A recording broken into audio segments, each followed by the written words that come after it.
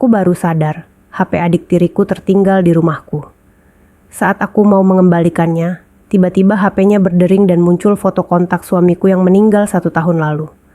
Saat ku buka pesannya, jantungku serasa mau berhenti. Ternyata, sebelum kita mulai cerita ini, mari tuliskan di komentar, dari mana saja sahabat menonton cerita ini. Semoga yang subscribe channel Hidup Punya Cerita. Kami doakan semoga dimudahkan segala urusannya, dilapangkan rezekinya, disehatkan badannya, dan dikabulkan segala hajat dunia akhirat oleh Allah Subhanahu wa Ta'ala. Amin ya Rabbal Alamin.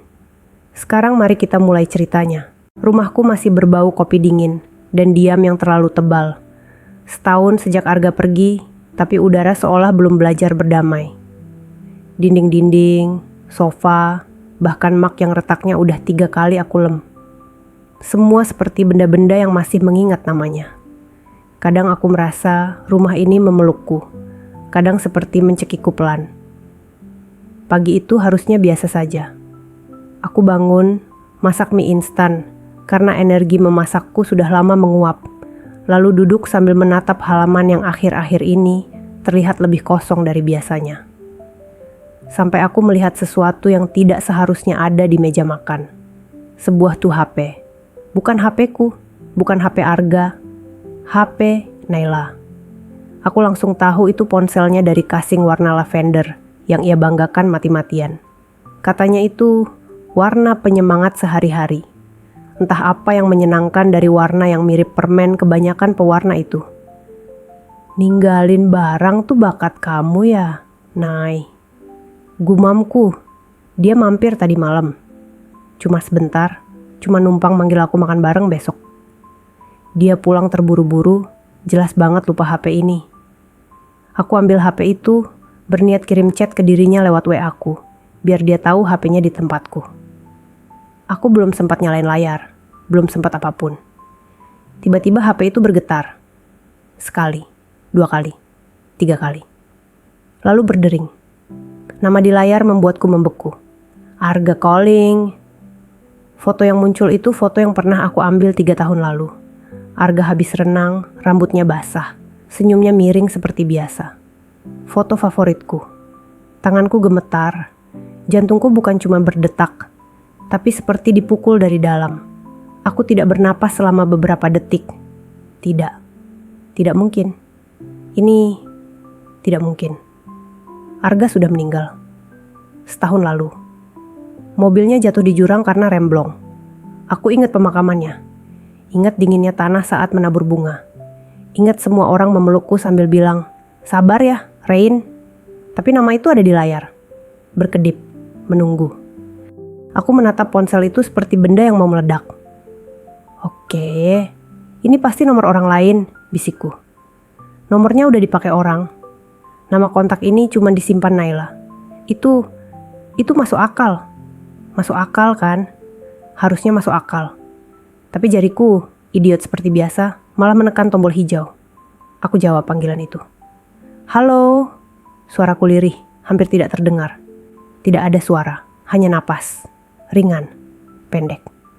Seperti seseorang yang sedang berusaha bersembunyi. Halo, ini siapa? Aku mencoba tegas. Masih tidak ada balasan. Hanya tarikan napas, dan kemudian klik. Panggilan putus. Aku masih memandangi layar kosong itu saat HP bergetar lagi. Kali ini bukan panggilan. Notifikasi WhatsApp masuk. Dari nama yang sama. Arga. Raina. Kalau kamu baca ini, jangan bilang siapa-siapa. Aku terduduk. HP itu hampir jatuh dari tanganku. Pesan dikirim 3 menit lalu. Sebelum HP itu berdering barusan. Apaan ini? Naila. Kenapa di HP kamu ada pesan kayak gini? Aku berbicara ke udara. Aku buka chat penuh. Cuma ada 1 pesan. Hanya itu. Hanya kalimat pendek itu. Tidak ada pesan sebelumnya. Tidak ada riwayat. Bersih seperti baru dibuat. Dan yang membuat tengkuku meremang. Status pesan itu centang biru. Artinya, seseorang sedang memantau. Tanganku berkeringat dingin. Dadaku berat. Ada sesuatu yang tidak beres. Ada sesuatu yang jauh lebih besar dari sekadar nomor yang didaur ulang oleh operator. Aku balik ke daftar chat. Ada satu ikon voice note kecil, durasi 3 detik.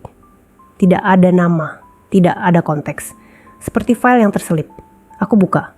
3 detik itu dipenuhi satu suara. Rain. Lembut, pelan, setengah berbisik. Dan itu suara Arga. Aku langsung berdiri, kursi terseret dan bunyinya memecah keheningan. Tidak mungkin, ini tidak mungkin. Tanganku menutup mulut. Napasku tercekat. Suara itu masih membekas di telinga, seperti baru diucapkan langsung ke wajahku. Aku putar ulang. Sekali, 2 kali, 3 kali. Masih sama, masih Arga. Tenggorokanku terasa panas. Mataku kabur. Tapi bukan menangis, bukan kangen, bukan rindu yang selama ini menghantuiku. Ini ketakutan. Ketakutan dari sesuatu yang seharusnya tidak ada lagi. Aku memandang HP itu seperti benda kutukan. Lalu hal yang lebih aneh terjadi. Notifikasi baru muncul. Masih dari nama yang sama. Arga. Aku kehabisan waktu. Pesannya hanya begitu. Pendek. Terburu-buru. Seperti seseorang yang sedang lari. Aku membeku. Setahun aku mengubur semua kenangan. Semua duka. Setahun aku yakin dunia sudah merenggut orang yang paling aku cinta. Tapi sekarang, pesan-pesan ini menampar semua itu. HP berdering lagi. Kali ini nomor tidak dikenal. Tidak ada foto, hanya angka. Tapi getarannya membuatku merasa seperti sedang berdiri di ujung jurang. Aku jawab, "Halo." Keheningan. Lalu suara samar. Bukan suara Arga. Suara laki-laki lain, berat, pelan, dan seperti dibisikkan lewat kain. "Kamu harus berhenti cari." Lalu, putus. Aku merasa lututku hampir ambruk. Dunia seperti kehilangan gravitasi sesaat. Semua terasa salah. Sangat salah. Dan satu pikiran bertunas di kepalaku. Perlahan, tapi penuh tusukan tajam. Naila. Kenapa semua ini ada di HP Naila? Aku memandang ponsel itu, mencoba menelan ludah yang seperti menempel di tenggorokan. Nafasku terdengar ribut sendiri di dalam kamar yang terlalu sepi. Aku tahu satu hal saja. Hidupku baru saja berubah lagi. Dan semua dimulai dari HP yang seharusnya cuma tertinggal. Atau mungkin tidak tertinggal. Mungkin sengaja ditinggalkan. Dan aku baru akan menyadari. Panggilan itu bukan kesalahan. Itu permulaan. Aku duduk di tepi ranjang cukup lama setelah panggilan itu berhenti. Ruangan rasanya mengecil, seperti dinding-dinding mendadak ingin menelan aku hidup-hidup. Nafasku belum teratur betul, tangan masih gemetaran sambil memegang HP Naila. Nama itu, foto itu benar-benar Arga. Setahun sudah berlalu, tapi sosoknya terus menempel di belakang kepalaku. Caranya tertawa. Caranya megang setir sambil nyanyi vals. Bahkan bau parfumnya kadang masih mampir tiba-tiba kalau aku lagi sendirian. Tapi melihat namanya muncul di layar. Itu level lain. Seolah semesta lagi narikku kembali ke mimpi buruk yang belum selesai. Aku mencoba menenangkan diri, tapi yang kulakukan hanya duduk menunduk dan membiarkan air mata jatuh tanpa suara. Rasanya seperti dipaksa mengingat luka yang belum sembuh. Tapi rasa takutku belum selesai. HP itu berbunyi lagi, bukan panggilan. Notifikasi pesan. Aku kaku. Beberapa detik aku cuma diam, menatap layar yang menyala. Nama kontak, Arga waktu. Baru saja dadaku langsung sesak. Tapi anehnya, ada dorongan kecil dalam diriku yang bilang, "Buka. Lihat. Jangan kabur dari ini." Jadi aku tekankan layar itu dengan tangan gemetar. Pesannya cuma satu baris. "Kalau kamu lihat ini, berarti dia gagal menyembunyikan HP ini." Otakku berantakan. Siapa dia? Naila? Apa maksudnya menyembunyikan HP ini? Dan siapa yang mengirim pesan ini kalau Arga sudah? Aku menahan napas. Tepat di bawah pesan itu ada ikon lampiran audio. Durasi 9 detik. Bibirku bergetar. Jangan-jangan aku menekan play. Suara serak, pelan, seperti orang bicara sambil menahan napas. "Raina, kalau kamu dengar ini, jangan percaya siapapun. Jangan." Rekaman berhenti mendadak, seperti terputus paksa. Aku menjatuhkan HP ke pangkuan. Seluruh tubuhku terasa dingin. Itu suaranya. Suara yang paling aku hafal di dunia. Suara yang mengucapkan janji nikah di telingaku. Suara yang minta dibuatkan kopi tiap pagi. Suara yang seharusnya sudah pergi untuk selamanya. Aku menutup wajah dengan kedua tangan. Arga, kamu hidup? Tapi logika cepat memukul balik. Mungkin ini deepfake. Mungkin nomor itu di-cloning. Mungkin. Tapi hati kecilku menolak semua mungkin itu. Aku ambil lagi HP itu. Tanganku semakin naik turun mengikuti degup jantung. Lalu aku membuka riwayat chat yang lain. Semua kosong, kecuali satu percakapan yang disembunyikan di arsip dengan nama A. Aku buka. Semua pesannya dihapus. Hampir semuanya. Kecuali satu. Tanggalnya 6 bulan lalu. Aku aman. Tapi bilang ke dia, aku mati saja. Aku menarik napas panjang sekaligus pendek. Seolah paru-paruku lupa cara bekerja. Bilang ke siapa aku mati? Ke aku? Berarti yang tahu Arga masih hidup adalah, ya Tuhan, bisikku, Naila.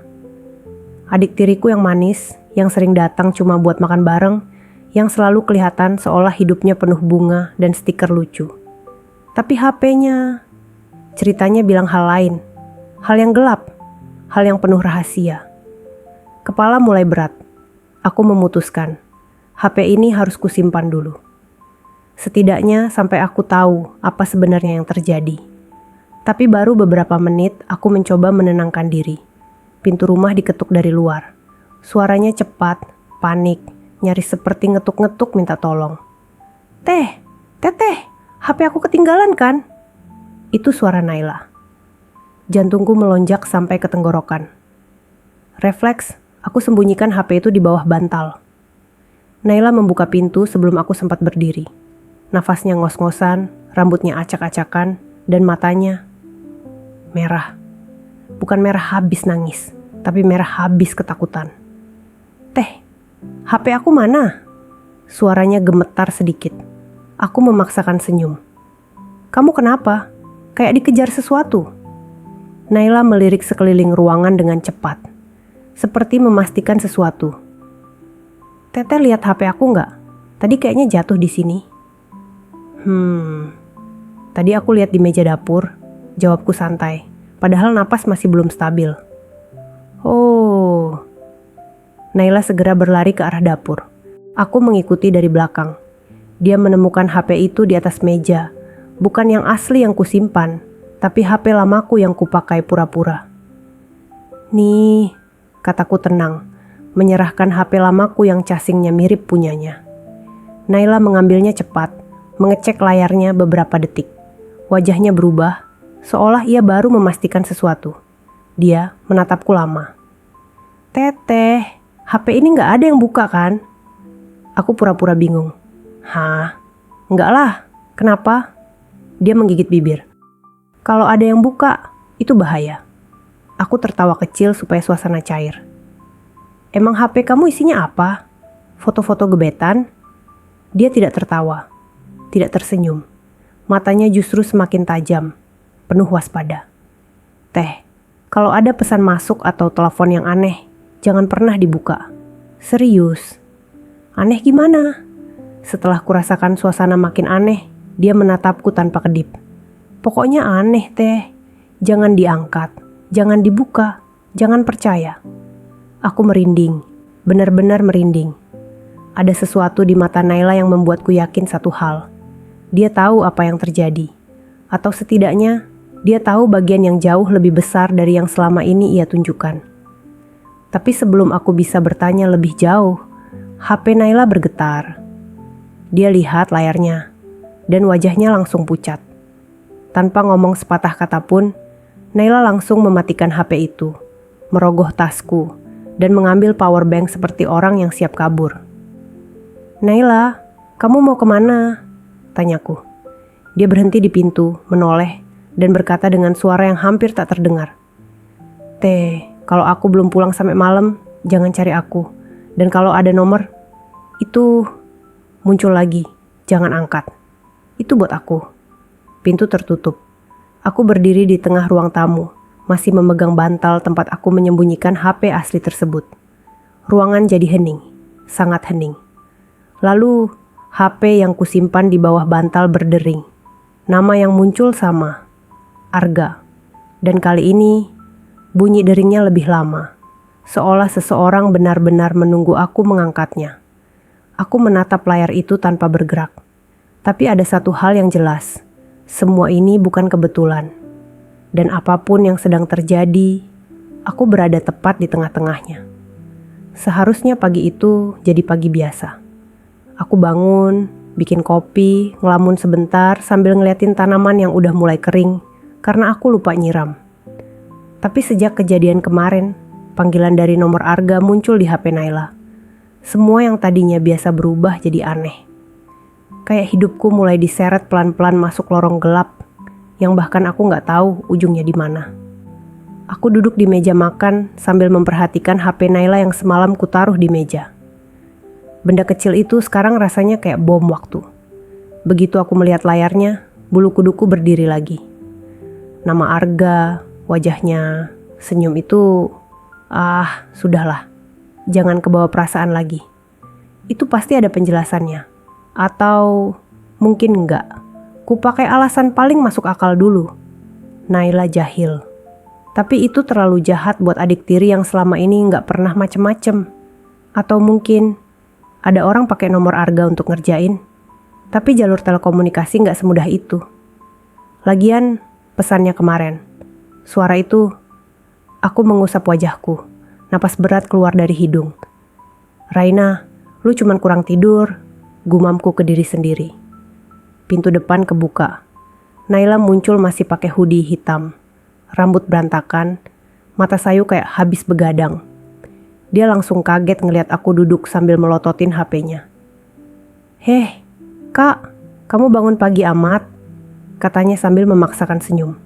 Aku ngeliatin dia tanpa ekspresi. "HP kamu ketinggalan." Dia nyengir kecut. "Iya, aku lupa. Maaf ya kalau merepotkan." Naila jalan cepat ke arah meja dan langsung meraih HP-nya. Tangannya gemetar halus. Kecil, tapi aku melihatnya. Dia mencoba menyembunyikannya, tapi tubuh manusia jarang bisa bohong selengkap itu. "Kenapa kamu gemetar?" tanyaku pelan. Naila kaget sepersekian detik. Itu cukup bagiku. Aku belum makan sejak kemarin," jawabnya cepat. Alasan yang terlalu cepat adalah alasan yang paling mencurigakan. Aku berdiri. "Aku ada hal yang mau kutanyain." Sorot matanya berubah, defensif, takut, marah. Semua muncul bertumpuk. "Apa kamu yang setting nomor Arga ke HP kamu?" tanyaku langsung. 2 detik pertama dia gak bicara. Lalu satu tarikan napas panjang keluar dari bibirnya. "Tentu gak, Kak. Buat apa aku lakukan itu?" Aku menutup tangan di dada, menatapnya dalam. "Aku lihat sendiri HP kamu ditelepon sama nomor Arga." Naila menunduk, wajahnya tegang. "Kak, mungkin itu spam." "Spam gak bisa pakai foto kontak mendiang suamiku." Dia terdiam, nafasnya memburu. Aku maju selangkah. "Kenapa kamu gak ngejelasin? Kamu kayak yang menyembunyikan sesuatu." "Kak, please, jangan suudzon sama aku," katanya pelan. Suaranya bergetar. Ada sesuatu di mata Naila. Bukan panik sebentar, tapi panik yang udah bertahun-tahun ditahan. Panik yang lahir dari ketakutan akan sesuatu yang jauh lebih besar daripada sekadar kebohongan kecil. Untuk pertama kalinya, aku merasa Naila bukan pelaku, tapi seseorang yang sedang kehabisan tenaga buat menjaga sebuah rahasia. Hari itu berjalan kayak drama yang enggak pengen aku tonton. Naila sibuk mondar-mandir, sesekali melirik HP-nya kayak takut sesuatu bakal muncul. Setiap ada suara notifikasi dari manapun, tubuhnya menegang. Sementara aku pura-pura sibuk beresin rumah, tapi mataku gak lepas dari dia. Hampir siang, Naila menerima satu pesan. Aku gak lihat isinya, tapi yang kulihat adalah ekspresinya, pucat, seperti darahnya turun drastis. Aku mau keluar bentar, katanya sambil ambil tas kecil. Kemana? Tanyaku spontan. Ke kampus. Ada tugas. Padahal hari ini bukan hari kuliah. Dan Naila jarang banget bohong sekasar itu. Aku antar, ucapku. Naila terkejut. Nggak usah. Aku naik ojek aja. Kenapa? Aku lagi senggang. Beneran nggak usah, Kak. Aku takut merepotkan. Kalimat itu keluar terlalu cepat, terlalu menghindar, terlalu takut. Naila, panggilku lebih lembut. Kamu bohong apa sih? Dia terdiam.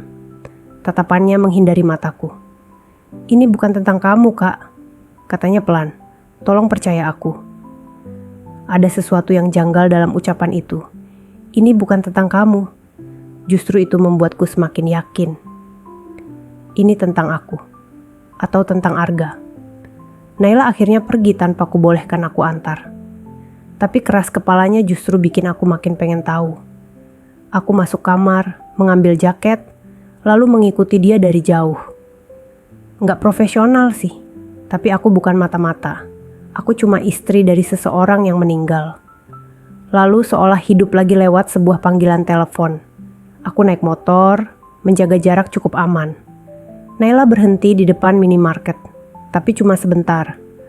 Dia menoleh kanan kiri, kayak orang yang takut diikuti. Lalu dia jalan kaki ke gang kecil. Aku turun dari motor dan berjalan perlahan, menjaga jarak. Jantungku berdebar keras. Gang itu mengarah ke sebuah daerah yang jarang kulalui. Sepi, banyak gudang tua, dan bangunan terlantar seperti proyek setengah jadi. Dan Naila masuk ke salah satu gedung kosong itu.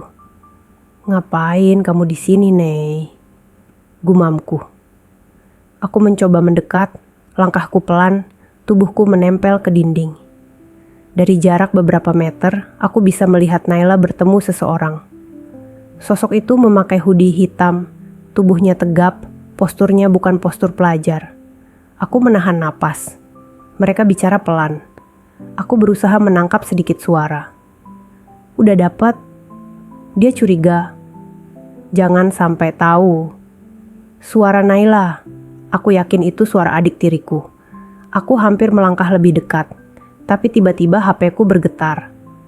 Nada getarnya pelan tapi cukup keras di telingaku. Naila menoleh spontan ke arahku. Sial. Aku langsung mundur cepat, bersembunyi di balik tembok. Dari bayangan, kulihat Naila jalan cepat menghampiri arah suara. Aku panik. Napasku kacau. Aku bergerak menjauh, menahan diri agar tidak berlari. Karena suara langkah bisa terdengar jelas di bangunan kosong seperti ini. Tapi Naila keluar dari gedung itu dan melihat sekeliling. Wajahnya benar-benar panik. Ada orang tadi, katanya pada sosok berhoodie. Pria itu bertanya, kamu yakin dia ngikutin kamu? Aku nggak tahu, kayaknya ada bayangan. Kalau bocor, semua berantakan. Kalimat itu membuatku hampir kehilangan keseimbangan. Semua berantakan? Apa yang mereka rahasiakan sebenarnya? Aku merasakan keringat dingin mengalir di punggung. Tiba-tiba semua yang terjadi beberapa hari terakhir terasa nyambung. Pesan aneh. Rekaman. Panggilan dari nomor Arga. Kebohongan Naila. Ada sesuatu yang besar. Dan aku ada di tengahnya. Setelah mereka pergi, aku menunggu beberapa menit sebelum berani keluar dari persembunyian. Tubuhku terasa lemas, tapi kepalaku justru semakin gelap dipenuhi dugaan-dugaan liar. Siapa pria itu? Kenapa Naila ketemu dia di tempat tersembunyi? Apa hubungannya dengan panggilan dari nomor Arga? Dan yang paling menakutkan, apakah Naila terlibat dalam sesuatu yang membahayakan Arga? Aku memeluk diriku sendiri. Rasanya dingin. Terlalu dingin. Saat hendak pergi, aku melihat sesuatu di lantai dekat pintu gudang. Sebuah kertas kecil. Aku memungutnya. Kertas itu berisi tulisan tangan. Tanggal 17. Lokasi lama. Jangan sampai dia tahu. Tulisan itu seolah membakar kepalaku. Dia. Besoknya gue memutuskan balik ke TKP kecelakaan Arga. Tempat itu udah lama ditinggalin. Tapi bagi gue, Tempat itu kayak pintu paling awal menuju semua misteri. Bau tanah basah masih khas di sana. Pohon-pohon tua berdiri kayak saksi bisu yang nggak pernah didengar. Gue ketemu seorang bapak penjaga kebun di dekat jalan. Usianya sekitar 60-an, keriput tapi tatapannya tajam. "Pak, setahun lalu ada kecelakaan mobil di tikungan sana. Masih ingat?" Dia nyengir kecil. "Oh, yang mobilnya dibilang meledak itu?" Gue manggut pelan. "Iya, suami saya." Bapak itu ngelus dagunya. "Saya ikut nolong waktu itu. Tapi ada yang aneh." Darah gue langsung naik ke kepala. "Aneh gimana, Pak?" Dia nunjuk satu arah. "Mobil itu gak pernah meledak, Bu. Waktu saya datang, mobilnya cuma ringsek. Gak ada api." Gue mundur setengah langkah. "Tapi polisi bilang..." Dia potong. "Polisi datang belakangan. Yang duluan datang justru satu mobil derek. Mereka ambil bangkai mobil itu sebelum polisi resmi datang." "Siapa, Pak? Dari mana?" "Entahlah, mobilnya gak ada logo apapun. Sopirnya pakai masker, sarung tangan hitam." Gue mulai merinding. Dan satu lagi, bapak itu menatap gue, matanya serius. Waktu mereka tarik bangkai mobil, saya gak lihat ada mayat. Dek, dunia gue seakan runtuh pelan. "Suami saya ada di dalam mobil itu, Pak." "Kalau begitu, mungkin ibu perlu tanya ke orang yang duluan bawa mobil itu pergi." Gue terdiam, tanpa suara, tanpa napas. Saat gue balik ke mobil, HP gue bunyi. Nomornya gak dikenal, tapi ada satu pesan. "Jangan datang ke tempat itu sendirian." Gue langsung merinding. Pesannya mirip gaya Arga ngomong. Dan lebih menakutkan lagi, lokasi pengirimnya terdeteksi dari rumah gue sendiri. Seseorang kirim pesan itu dari dekat rumah. Seseorang yang tahu gue lagi ke TKP. Seseorang yang ngikutin gue. Atau seseorang yang sudah ada di rumah gue sejak tadi. Aku selalu percaya kalau hal paling menyeramkan di dunia ini adalah kehilangan orang yang kau sayang. Tapi ternyata ada yang lebih menakutkan. Menemukan petunjuk bahwa orang itu mungkin gak pernah benar-benar pergi. Dan lebih menakutkan lagi, menyadari bahwa orang-orang terdekatmu menyembunyikan sesuatu tentang itu. Sejak malam itu, malam ketika aku melihat daftar pesan dari nomor Arga di HP Naila, kepalaku terasa seperti kamar sempit penuh suara-suara yang saling berteriak. Semuanya chaos, gak ada yang masuk akal, gak ada yang sekaligus bisa kutinggalkan begitu saja. Tapi ada satu hal yang jelas, Naila menyembunyikan sesuatu, dan aku akan cari tahu apa. Pagi itu, satu pola mulai kelihatan. Naila keluar rumah jam 6 pagi. Bukan hal aneh sebenarnya. Dia memang sering pergi cepat, tapi sebelumnya, dia selalu pamit. Paling enggak bilang 1-2 kata. Sekarang, nothing. Dia cuma lewat cepat sambil bawa tas kecil warna hitam yang belum pernah kulihat sebelumnya. Cara jalannya terburu-buru, seperti seseorang yang sedang terlambat untuk pertemuan yang sangat penting, atau seseorang yang takut ketahuan. Aku mengikuti dia diam-diam sampai pagar. Dan untuk pertama kalinya, aku memperhatikan satu hal. Dia selalu membawa HP yang bukan miliknya. HP yang kutemukan kemarin hanyalah HP cadangan. Aku menarik napas panjang. Jantungku berdegup terlalu keras untuk pagi yang tenang. Setelah Naila menghilang di tikungan, aku kembali ke meja makan dan memandangi HP cadangan itu. HP yang memunculkan nama Arga kemarin. HP yang seharusnya tidak menyimpan apapun. Tapi sebelum sempat kupikirkan lebih jauh, ponselku bergetar. Satu notifikasi dari akun anonim. "You're getting close." Tanpa nama, tanpa foto, tanpa chat sebelumnya. Bulu kuduku meremang. Siapapun dia tahu aku sedang mencari sesuatu. Atau seseorang. Aku menemukan foto yang tidak seharusnya. Ada siang itu, aku memutuskan membuka ulang folder tersembunyi di HP cadangan Naila. Yang kemarin sempat kulihat, tapi gak berani kujelajahi terlalu dalam. Folder itu bernama Anomali. Tidak di password, tidak dienkripsi. Justru terlalu mudah diakses, sampai rasanya seperti sengaja dibiarkan untuk ditemukan. Di dalamnya ada 13 foto. Tidak ada wajah Naila, tidak ada foto selfie, tidak ada tulisan. Hanya foto tempat. Gudang kosong, sebuah gang kecil yang remang-remang, ruko tua dengan pintu roboh, dan satu foto yang bikin aku hampir menjatuhkan HP itu. Foto mobil Arga. Mobil yang katanya hancur total dalam kecelakaan. Mobil yang bahkan nggak sempat kulihat jasadnya. Mobil itu terlihat utuh. Sedikit lecet, tapi tidak terbakar seperti yang dikatakan polisi. Aku terpaksa duduk. Lututku melemas. Selama ini, siapa yang berbohong? Aku menghubungi orang yang harusnya ku benci. Aku memutuskan menelepon satu-satunya orang yang mungkin tahu sesuatu dari awal. Ibuku mertua. Perempuan dingin yang pernah bilang padaku, "Move on lah, Ra. Arga tuh bukan Tuhan." Nada panggilnya lama, tapi akhirnya diangkat. "Ada apa kamu nelpon pagi-pagi gini?" Suaranya datar. "Aku cuma mau tanya, tentang mobil Arga. Kenapa? Kemarin aku lihat, mobil itu nggak terbakar." Keheningan, sunyi, tegang.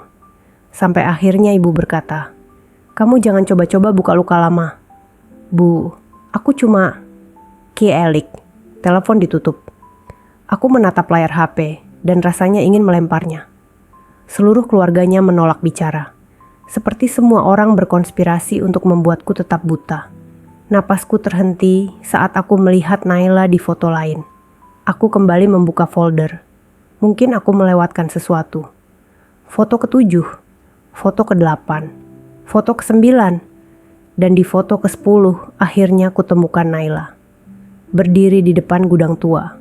Sama seperti foto sebelumnya. Tapi yang mengejutkan bukan posisi Naila, melainkan orang yang berdiri di sampingnya. Seorang pria memakai hoodie gelap, wajahnya setengah tertutup bayangan. Tubuhnya tinggi, posturnya terlalu familiar untuk diabaikan. Aku merasakan sesuatu yang tidak bisa kupahami. Campuran takut, berharap, dan ingin muntah sekaligus.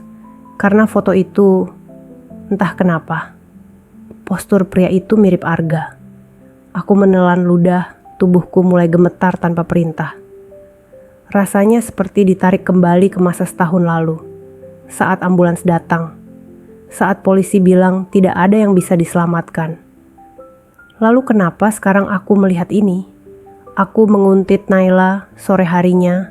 Naila pulang dengan pakaian yang berbeda. Keringat di pelipisnya masih terlihat segar, seperti baru dari aktivitas berat. "Nih," panggilku. Dia terkejut, sedikit terlalu cepat menyembunyikan tas hitam di belakang punggungnya. "Kak," kagetin. "Aku cuma mau tanya, kamu dari mana?" "Biasa, ngurus kerjaan," jawabnya sambil memalingkan wajah. Padahal Naila gak punya kerjaan tetap. "Nay, boleh lihat tas kamu?" Dia langsung tegang. Refleks memegang talinya lebih erat. "Ini cuma barang pribadi. Kamu kenapa sih?" Aku menatapnya. Dalam, mencari jawaban. Dan di saat itulah aku melihatnya. Bekas luka goresan di tangan Naila. Lurus, panjang, seperti baru. Seperti seseorang yang tadi bertemu orang lain di tempat yang sangat tidak aman. Aku menemukan pesan yang dihapus. Malam itu, saat Naila tidur, aku kembali mengambil HP cadangan itu. Bukan karena ingin memata-matai, tapi karena hidupku seperti berada di ujung tali yang siap putus. Di folder chat tersembunyi ada pesan baru, tapi sudah dihapus. Yang tersisa hanya satu kalimat yang tertangkap di notifikasi sistem. "Jangan bawa dia lagi, ini terlalu berbahaya." Siapa dia? Naila? Atau aku? Pesan itu dikirim oleh kontak tanpa nama. Nomornya asing, tapi format digit terakhirnya terasa familiar. Format nomor Arga dulu. Pikiranku berputar, mulutku kering, mataku panas. Kalau benar kontak itu Arga, berarti ada dua kemungkinan. Arga masih hidup. Arga memang sedang diburu, dan Naila membantu menyembunyikannya. Pembuluh darah di pelipisku berdenyut keras. Kalau itu benar, kenapa Naila gak bilang apa-apa? Aku mendengar sesuatu dari kamar Naila. Tengah malam, aku terbangun oleh suara lirih dari kamar Naila. Bukan bicara, bukan langkah kaki, tapi suara yang sangat aku kenal. Rekaman. Aku mendekat. Suara itu pelan, tapi jelas. Suara laki-laki. Suara yang menabrak dadaku seperti ombak besar. Ra, kalau kamu dengar ini, aku minta maaf. Aku gak bisa pulang. Aku gak aman. Aku terpaku. Aku bahkan berhenti bernapas. Itu bukan cuma mirip. Itu suara Arga, asli. Nafas, nada, caranya menyebut namaku. Dan saat itu pintu kamar dibuka dari dalam. Naila berdiri di sana. Matanya merah. Tangannya masih memegang HP. Dia memandangku lama, sangat lama. Lalu berkata pelan, "Kak, ada hal yang harus kamu tahu. Arga nggak mati." Hari itu aku memutuskan menguntit Naila. Dia naik ojek ke area pinggir kota, lalu jalan kaki melewati ruko-ruko kosong sampai akhirnya berhenti di depan gudang tua, yang sama persis seperti di fotonya. Aku sembunyi di balik mobil pick-up. Naila mengetuk pintu besi 3 kali. Seorang pria berjaket hitam muncul. Tingginya hampir 2 meter. Wajahnya tertutup masker, tapi gerakannya jelas bukan orang sembarangan. Ada aura bahaya. Naila menyerahkan sesuatu, plastik hitam kecil. Pria itu memberikan amplop tebal sebagai gantinya. Aku merapatkan badan ke mobil agar tidak terlihat. Tapi tiba-tiba HP-ku bunyi. Notif tak penting tapi cukup keras. Naila menoleh cepat. Si pria langsung melangkah maju mencari sumber suara. Langkahnya berat, cepat, dan makin dekat ke tempat persembunyianku. Aku menahan napas. Detak jantungku terlalu keras sampai kupikir dia pasti dengar. Pria itu berhenti tepat di samping mobil, 1 langkah dari tempatku berjongkok. Lalu dia menunduk, seolah mencium udara. Ada orang, suaranya berat, dingin. Naila panik. Gak mungkin, dia gak mungkin ngikutin aku. Pria itu melangkah memutari mobil. Aku bersiap lari. Tapi tepat saat dia hampir menemukan posisiku, HP-nya berbunyi. Dia melihat layar, mendesis, lalu bilang, "Kita cabut. Sekarang." Dia menarik lengan Naila dan menyeretnya masuk ke gudang. Pintu ditutup keras. Aku terdiam di tanah. Lututku pucat. Dunia rasanya berputar. Naila, terlibat sesuatu yang sangat besar. Dan pria itu, cara dia ngomong, cara dia bergerak. Aku merasa seperti pernah lihat siluetnya. Tapi dari mana? Gue selalu pikir rasa sakit itu datang dalam bentuk yang jelas. Tangisan, teriakan, atau kehilangan yang memukul dada sampai sesak. Tapi ternyata ada bentuk lain, lebih halus, lebih sunyi, dan justru paling mematikan. Rasa penasaran yang enggak mau berhenti ngetuk kepala. Dan hari itu, rasa penasaran itu berubah jadi hantaman yang bikin lutut gue lemes. Ada 1 file audio di HP Naila, tersembunyi dalam folder bernama dokumen sekolah. Padahal isinya bukan dokumen, tapi rekaman suara yang judulnya cuma angka tanggal. Tanggal yang nggak ada hubungannya sama Naila, tapi sangat dekat dengan hari kecelakaan Arga. Gue nemu file itu secara nggak sengaja, atau mungkin lebih tepatnya, file itu pengen ditemukan. Dan waktu gue tekan tombol play, suara pertama yang keluar bukan suara Arga, tapi deru napas seseorang. Napas pendek, terburu, kayak orang lagi dikejar. Lalu ada suara benda jatuh, logam, keras. Dan kemudian muncul suara yang bikin jantung gue nge-freeze total. "Rai, kalau pesan ini sampai ke kamu, berarti aku gagal bersembunyi." Suara itu, nada itu. Cara dia mengucap nama gue, gak mungkin salah. Itu suara Arga. Gue refleks nutup mulut. HP di tangan gue bergetar. Bukan karena notif, tapi karena jari gue gemeter. "Arga!" Suara gue keluar pelan, pecah, kayak bisikan orang halu. Gue langsung mundur dan duduk di lantai. Lutut gue nyerah, nggak sanggup menopang diri sendiri. Pumps gue dingin, punggung merinding sampai ke tengkuk. Gue putar lagi dari awal. Suara napas itu, suara barang jatuh itu, dan suara Arga, suami gue. yang harusnya udah dikuburin setahun lalu. Raina, kamu harus dengerin baik-baik. Aku gak punya waktu banyak. Dan di situ suara Arga kedengaran gugup. Bukan gugup biasa. Ini suara orang yang lagi ngumpet, orang yang lagi kabur, orang yang tahu nyawanya lagi dihitung pakai detik, bukan bulan. Aku gak kecelakaan. Itu bukan kecelakaan. Mereka coba bunuh aku. Dan kalau mereka tahu kamu masih nyari aku, mereka bakal kejar kamu juga. Gue nutup mulut makin kenceng. Dunia gue muter. Gak ada udara. Gak ada suara. Cuma ada rekaman itu dan detak jantung gue yang makin kacau. Aku nitip semuanya ke Naila. Dia yang paling bisa dipercaya. Hah? Naila? Gue langsung ngangkat kepala. Kenapa Naila? Kenapa bukan gue? Kenapa dia percaya ke Naila? Bukan istrinya sendiri. Rasa panas naik ke dada. Bukan marah, bukan benci. Lebih ke rasa ditinggalin, rasa ditutupin, rasa dianggap rapuh. Tapi suara Arga lanjut, seakan bisa baca apa yang gue rasain. Rai, kalau aku kasih tahu kamu pasti datang. Kamu pasti berusaha nolong. Kamu pasti nekat. Dan itu yang paling mereka tunggu. Gue nahan air mata, tapi tetap jatuh. Aku janji, kalau semuanya udah aman, aku pulang. Aku bakal jelasin semuanya. Tapi kalau pesan ini kamu dengar sebelum aku kembali, berarti aku gagal. Terus ada suara pintu dibuka paksa. Arga ngenggas napas. Ada langkah kaki banyak. Seseorang melempar sesuatu. Lalu, rekaman mati. Hening. Suara terakhir itu bikin bulu kuduk gue naik semua.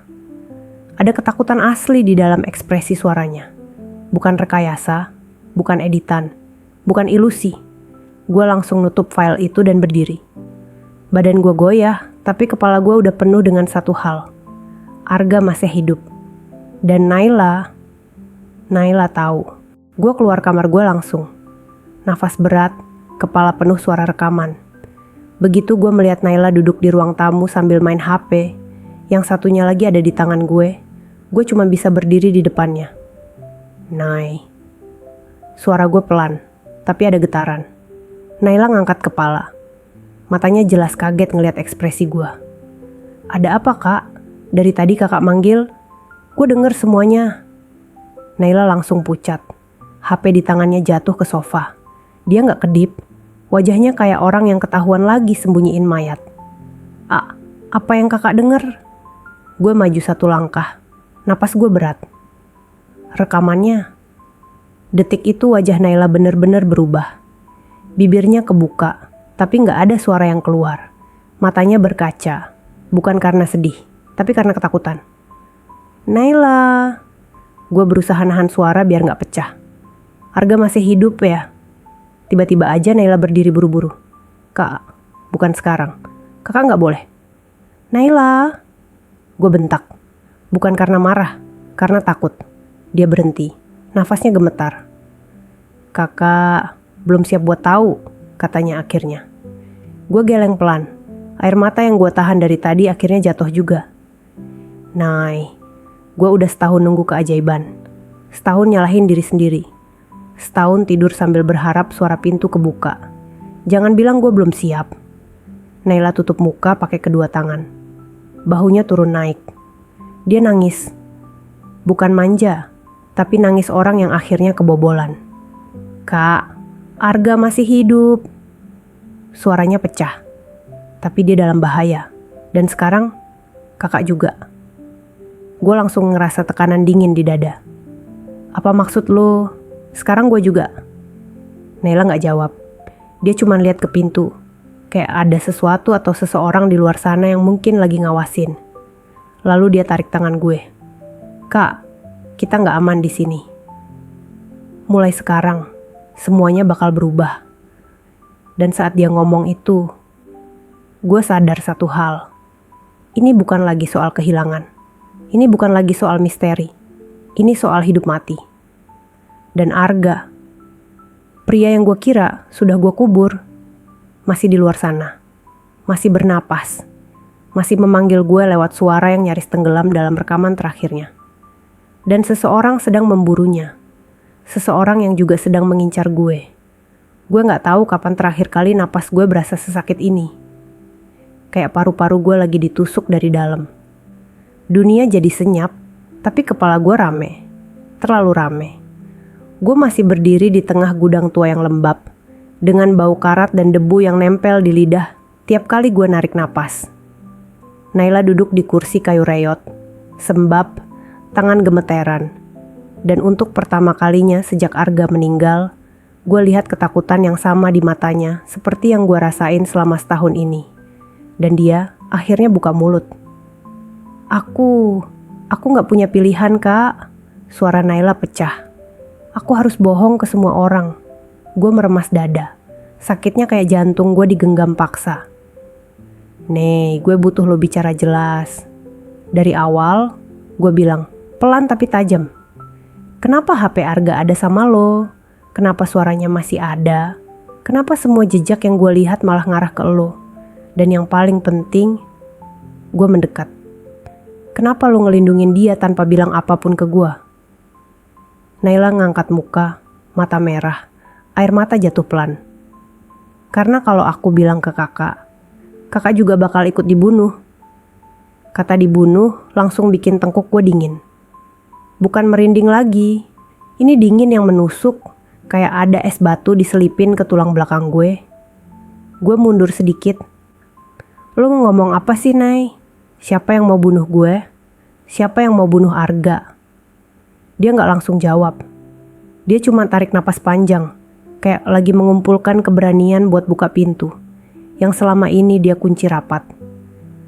Aku mulai cerita dari malam kecelakaan itu. Ya, kepala gue langsung tegang. Gue duduk di depannya. Aku ada di lokasi sebelum polisi datang, katanya pelan. Gue mengernyit. Apa? Dia mengusap pipinya yang basah. Malam itu Arga nelpon aku duluan, bukan kakak. Dia panik. Dia bilang ada mobil yang ngikutin dia dari rumah kita. Dia bilang, kalau aku gak sampai rumah dalam 5 menit, jangan percaya kalau mereka bilang aku kecelakaan. Jantung gue langsung jatuh ke lambung. Dan aku panik, Kak. Aku lari ke lokasi, pakai motor, nyusul ke arah jalan dekat tikungan itu. Tapi pas aku sampai, mobil Arga udah ringsek. Tapi yang bikin aku bingung, nggak ada api, nggak ada bau bensin kebakar, nggak ada apa-apa. Mobil itu masih utuh di beberapa bagian. Gue nahan napas. Terus, ada 2 orang laki-laki pakai jaket gelap yang berdiri di dekat mobil. Mereka kayak lagi nunggu sesuatu. Aku sembunyi di balik pohon. Terus, datang mobil derek sebelum ambulans atau polisi. Mereka ngangkat mobil Arga, bawa pergi. Gue merasakan hawa panas naik ke kepala. Ini berarti laporan polisi sepenuhnya manipulasi. Aku lihat sendiri, Kak. Naila lanjut. Mereka ngilang secepat itu. Terus beberapa menit kemudian baru ada suara polisi datang. Tapi Arga gak ada di mobil itu. Dunia gue langsung berputar. Gue pikir Arga mati di tempat. Suara gue serak. Enggak. Naila geleng, cepat sekali. Dia hidup. Dia berhasil kabur dari orang-orang itu. Dia jatuh ke jurang kecil di sisi jalan, luka parah tapi masih sadar. Dia nelpon aku setelah berhasil nyari tempat sembunyi. Dia bilang, dia gak bisa balik ke rumah karena orang yang ngejar dia dekat dengan keluarga kita. Gue membeku. Kata keluarga kita langsung nancep dalam-dalam kayak pisau tumpul. Siapa? Suara gue pecah tapi marah. Naila menunduk. Waktu itu dia gak bilang. Dia cuma bilang orang itu punya akses ke semua data keluarga kita, termasuk catatan keuangan, percakapan, kegiatan, semuanya. Arga bilang kalau dia balik, bukan cuma dia yang mati, kakak juga. Napas gue makin sesak. Dan lo, selama setahun, lo bohong ke gue. Lo simpen HP dia. Lo biarin gue nangis tiap malam, mikir dia beneran mati. Lo liat gue hancur, dan lo diem aja. Air mata Naila jatuh lebih deras. Aku harus milih, Kak. Jujur sama kakak, tapi bikin kakak ikut kejaran orang itu. Atau bohong dan jaga kakak tetap hidup. Arga, minta aku lindungin kakak. Gue tutup mulut pakai tangan. Rasanya mau muntah. Antara marah, sedih, dan ngerasa ditampar sama nasib. Aku terima pesan terakhir Arga seminggu lalu, kata Naila dengan suara gemetar. Itu yang kakak dengar. Dia bilang, persembunyiannya ketahuan. Dia bilang, kalau pesan itu sampai ke kakak, berarti dia gagal kabur. Lutut gue lemas. Dan lu gak nyari dia? Suara gue meninggi. Aku nyari kak, aku nyari. Naila histeris. Tapi orang-orang itu selalu lebih cepat. Mereka ngintai aku. Mereka tahu aku satu-satunya yang tahu Arga masih hidup. Makanya aku ketemu laki-laki di gudang ini selama beberapa minggu buat nyari bantuan lain. Tapi semuanya makin kacau. Gue merasa ruangan ini makin sempit. Nay, suara gue akhirnya pecah. Arga, dia masih hidup? Naila pelan-pelan mengangguk. Iya kak.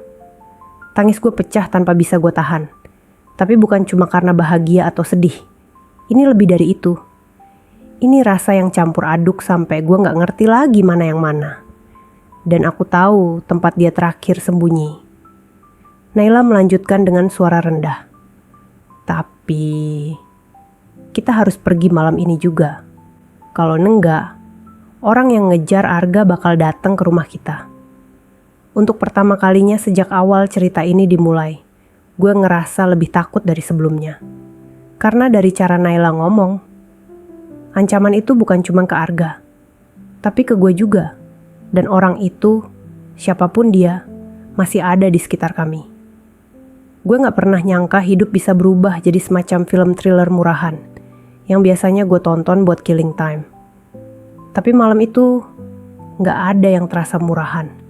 Semua terlalu nyata, terlalu dekat, terlalu menusuk sampai ke tulang belakang. Setelah pengakuan panjang Naila, pengakuan yang ngebongkar kalau Arga, suami gua, ternyata masih hidup. Gue duduk lama di kursi ruang tamu tanpa ngomong sepatah kata pun. Kayak otak gue lagi ngeload file terlalu berat, muter-muter, stuck di 99% tapi gak jalan-jalan.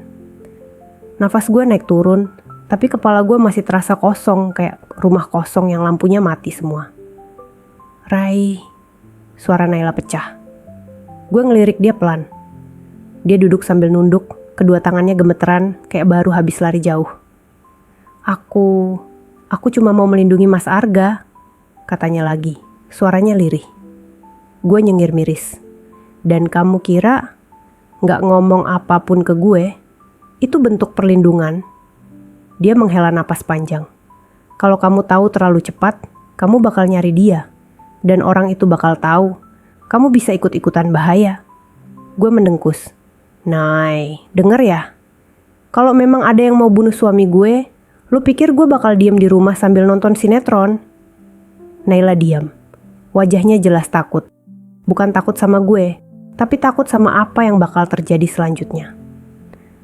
Dan jujur, gue juga takut, tapi kalau takut bisa nyelamatin orang yang gue sayang, dunia ini udah aman dari dulu. Naila akhirnya ngasih tahu semuanya. Lokasi persembunyian Arga, kenapa dia harus ngumpet, siapa yang ngejar dia. Tapi yang paling gila adalah semua kode yang selama ini dikirim, pakai HP Arga yang Naila sembunyiin selama ini. Dia menitipkan HP itu sama aku sebelum kabur, kata Naila. Kenapa baru sekarang ada pesan masuk? Tanya gue. Karena dia baru ketemu celah. Dia bilang dia diawasi, tapi belakangan pengawasnya mulai lengah. Pengawas? Siapa pengawas? Orang keluarga gue. Masih banyak puzzle yang belum ketemu potongannya. Dan semakin gue tahu banyak, semakin gue pengen muntah. Malam makin larut. Dan kita berdua sepakat satu hal. Kita harus cari Arga sebelum orang yang ngejar dia bergerak duluan. Naila buka GPS offline dari HP tuanya, yang ternyata berisi titik lokasi yang udah dikasih Arga dalam bentuk kode koordinat. Semacam gudang kosong di pinggir kota. Bukan tempat ideal buat sembunyi, tapi cukup jauh dari jangkauan orang-orang tertentu yang ada di dalam lingkaran keluarga. Kita pergi sekarang? Tanya gue. Kenapa Arga gak percaya sama gue? Kenapa harus kamu yang dia percaya? Naila lama banget sebelum jawab.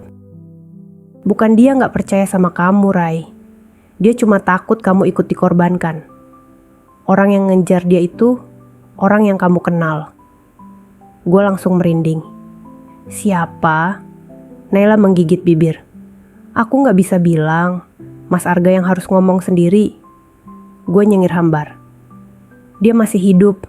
Itu aja udah cukup buat gue sekarang. Perjalanan kayakunya panjang banget padahal cuma 1 jam. Gudang yang dimaksud Arga itu berdiri sendirian.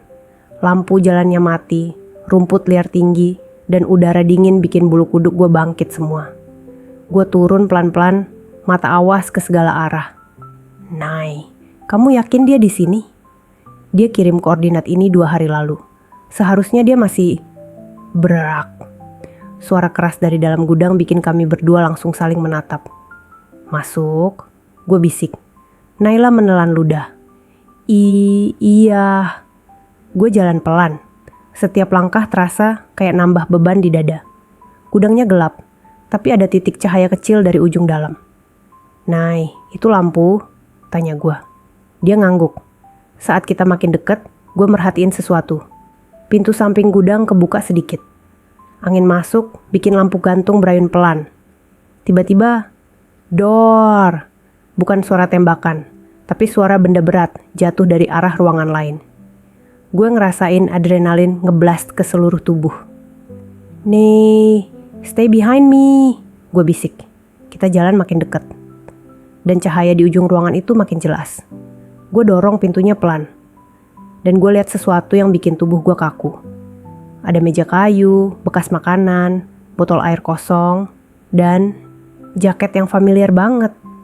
Jaket hitam Arga yang dia pakai pas malam kecelakaan. Nih, ini. Suara gue gemetar sendiri. Aku tahu, kata Naila pelan. Berarti dia benar-benar di sini. Gue ngelangkah maju, tangan gemetar ketika nyentuh jaket itu. Masih hangat. Dan itu bikin gue sadar satu hal. Arga baru aja ada di sini. Barusan. Mungkin beberapa menit lalu. Tiba-tiba lampu gudang mati. Gue dan Naila langsung panik. Nih, aku di sini. Langkah kaki terdengar dari luar gudang. Berat, teratur. Seperti lebih dari 1 orang. Mereka berhenti tepat di luar pintu masuk. Gue bisa dengar seseorang bisik. Cari, mereka udah masuk. Perut gue langsung mual. Nay, mereka bukan orang yang baik, kan? Naila menggeleng cepat. Suaranya nyaris gak terdengar. Mereka orang suruhan itu. Gue menarik napas panjang, menguasai panik. Nay, kayaknya kita yang harus kabur sekarang. Langkah kaki makin mendekat. Ada bayangan masuk lewat celah pintu. Gue pegang tangan Naila. Nay, lari. Dan kita berdua lari. Aku selalu membayangkan pertemuan ulang dengan Arga akan penuh air mata, pelukan, atau minimal ada 1 detik hening yang bikin dunia berhenti berputar. Tapi saat pintu gudang tua itu akhirnya kebuka, dan seorang pria dengan wajah tirus, rambut lebih panjang, serta tatapan waspada muncul, aku justru gak bisa ngomong apa-apa. Bukan karena syok, bukan karena sedih, tapi karena aku marah. Marah yang sudah aku pendam setahun penuh tanpa tahu kepada siapa harus kulampiaskan. Hanya itu yang keluar dari bibirnya. Suara itu masih sama.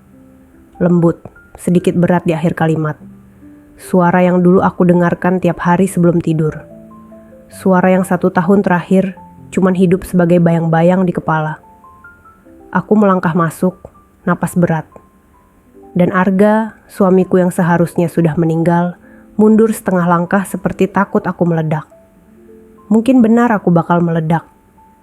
Gudang itu gelap, tapi cukup terang untuk melihat betapa kurusnya dia. Betapa lelahnya. Betapa hidup dalam pelarian membuat matanya selalu waspada, bahkan saat melihat orang yang dia cintai.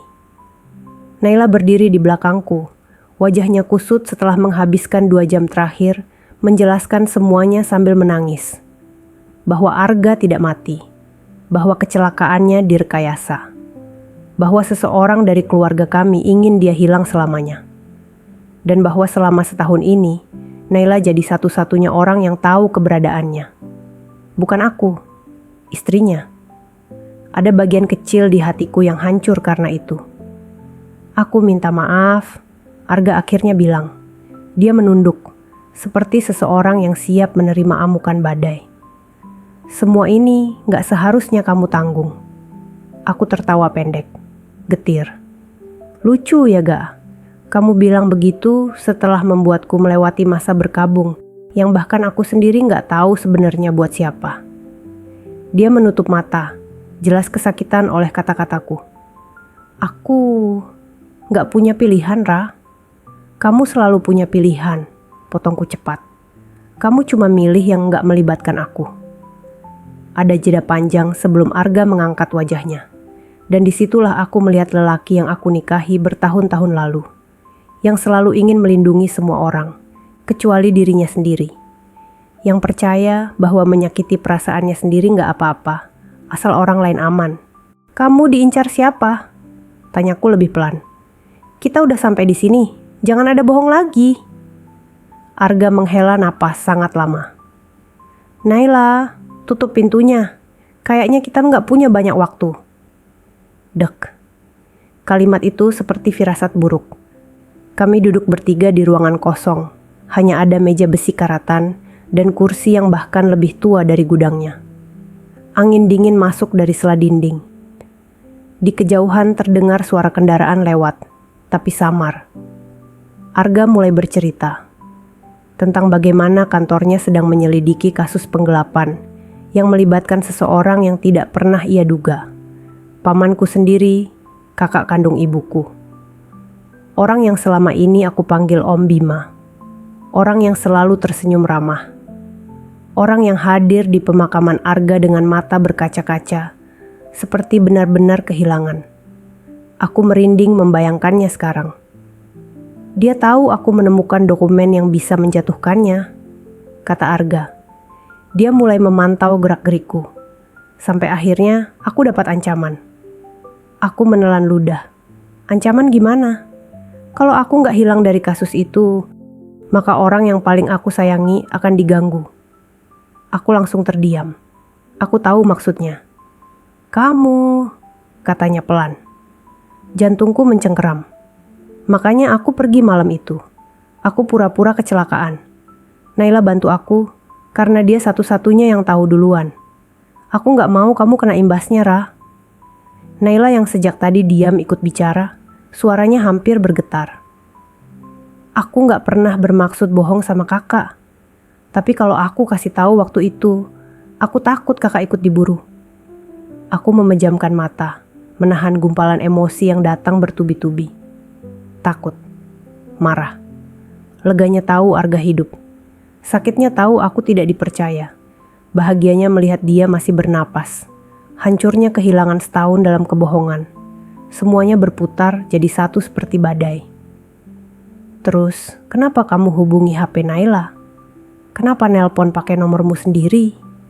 Tanyaku. Arga saling pandang dengan Naila. Aku sebenarnya gak bermaksud ngabarin sekarang, katanya. Tapi Om Bima mulai gerak lagi. Aku dengar dia punya orang yang mulai memata-matai rumahmu. Tubuhku langsung dingin. Jadi, pesan itu kode darurat, jawab Arga. Tanda kalau aku butuh kamu jauh dari rumah. Dan aku butuh kamu percaya, Naila. Karena cuma dia yang tahu jalur aman buat nyamperin aku. Aku terdiam lama. Lalu mengangguk sangat perlahan. Satu hal terakhir, Arga menambahkan. Om Bima gak cuma mau aku mati. Dia mau berkas yang aku pegang. Berkas yang isinya bukti dia korupsi itu?